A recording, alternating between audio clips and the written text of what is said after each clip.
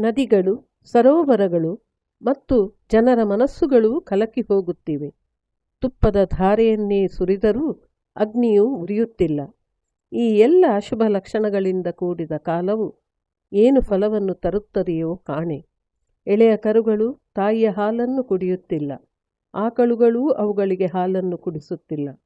ಗೋಶಾಲೆಯಲ್ಲಿ ಗೋವುಗಳು ಕಣ್ಣೀರು ಸುರಿಸುತ್ತಿವೆ. ಹಾಗೆಯೇ ಕೊಟ್ಟಿಗೆಯಲ್ಲಿ ಎತ್ತುಗಳು ಸಂತೋಷಪಡುತ್ತಿಲ್ಲ. ಎಷ್ಟೇ ಚಂದವಾಗಿ ಅಲಂಕಾರ ಮಾಡಿದರೂ ದೇವತಾ ಮೂರ್ತಿಗಳು ಅಳುತ್ತಿವೆಯೋ ಎಂಬಂತೆ ಕಾಣುತ್ತಿವೆ.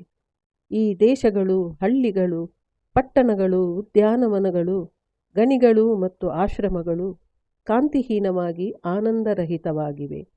ಇವೆಲ್ಲ ಯಾವ ಕಷ್ಟವನ್ನು ಸೂಚಿಸುತ್ತವೆಯೋ ತಿಳಿಯದಾಗಿದೆ.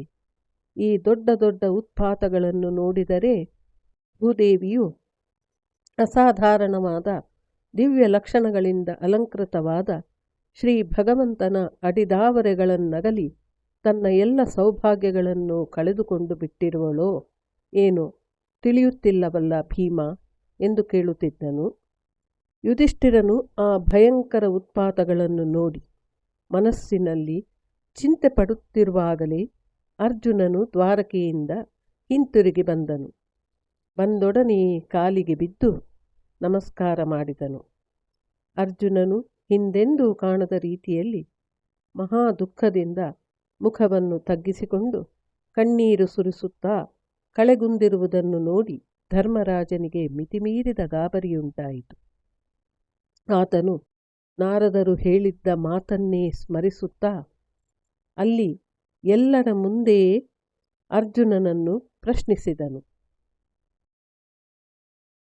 ಅರ್ಜುನನನ್ನು ಕುರಿತು ಯುಧಿಷ್ಠಿರನು, ಅರ್ಜುನ, ದ್ವಾರಕಾ ನಗರಿಯಲ್ಲಿ ನಮ್ಮ ನೆಂಟರಿಷ್ಟರಾದ ಮಧು, ಭೋಜ, ದಶಾರ್ಹ, ಅರ್ಹ, ಸಾತ್ವತ, ಅಂಧಕ ಮತ್ತು ವೃಷ್ಟಿಗಳೆಂಬ ಯಾದವರೆಲ್ಲ ಸುಖವಾಗಿದ್ದಾರೆಯೇ?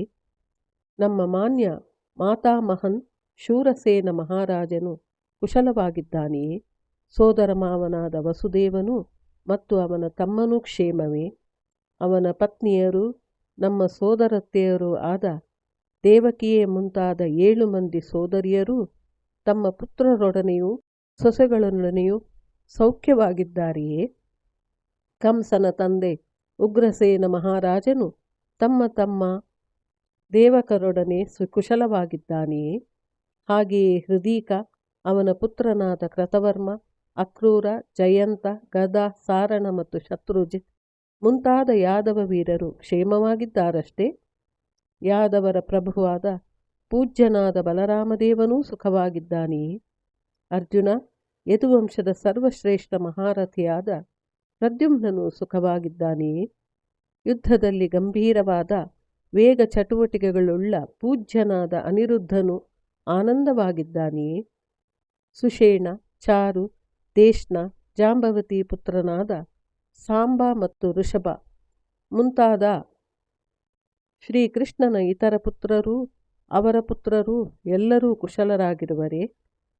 ಭಗವಾನ್ ಶ್ರೀಕೃಷ್ಣನ ಸೇವಕರಾದ ಶ್ರುತದೇವ, ಉದ್ಧವರು ಮತ್ತೆ ಇನ್ನೂ ಯಾದವ ಶ್ರೇಷ್ಠರು ನಂದ, ಸುನಂದ, ಪೂಜ್ಯರಾದ ಶ್ರೀ ಬಲರಾಮ ಮತ್ತು ಶ್ರೀಕೃಷ್ಣದೇವರ ಬಾಹುಬಲದಿಂದ ಸಂರಕ್ಷಿತವಾಗಿರುವ ಇತರರು ಎಲ್ಲರೂ ಸೌಖ್ಯವಾಗಿದ್ದಾರೆಯೇ?